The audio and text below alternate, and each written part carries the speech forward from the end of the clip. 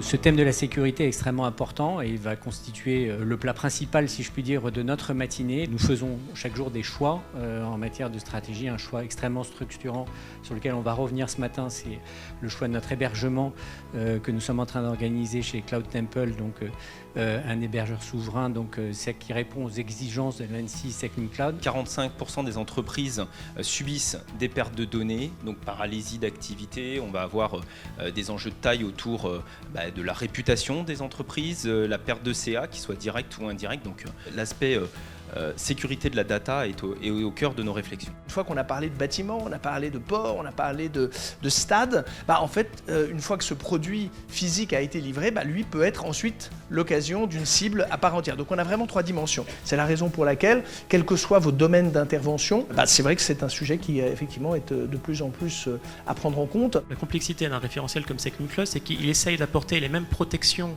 qu'une infrastructure qui est isolée au point de vue réseau, d'un point de vue infrastructure, sur une infrastructure qui est complètement mutualisée. C'est-à-dire que sur une même plateforme SecNumCloud, vous pouvez avoir de la donnée sensible militaire, donc le ministère des Armées, et à côté, en fait, un client chinois. Et SecNumCloud vous garantit, donc le gouvernement vous garantit en fait que l'étanchéité des dispositifs. Voilà. Une attaque cyber, c'est un coût qui est énorme. Donc l'investissement qu'on fait au démarrage, c'est rien finalement, c'est une goutte d'eau par rapport aux conséquences que l'on peut avoir. Est-ce qu'un RSSI a des connaissances en synthèse BIM?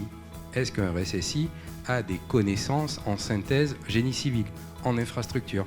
En fait, il faut qu'il aille engagé dans cette stratégie de cybersécurité pour savoir quelles données je dois sécuriser. Et ça va concerner précisément toute la supply chain, tous les sous-traitants et donc donneurs d'ordre. S'il y a des donneurs d'ordre dans la salle, vous allez devoir contractualiser autour du volet cybersécurité dans vos contrats justement de construction. C'est un sujet sur lequel on va vous accompagner évidemment pendant toute cette année. Vous avez vos données sur Mezzoteam pour ce qui s'agit de la plateforme mezzoteam.com, qui sont évidemment sécurisées. Vous êtes donc sur la bonne voie pour être en ordre de marche pour le 17 octobre 2024. Merci à toutes et à tous.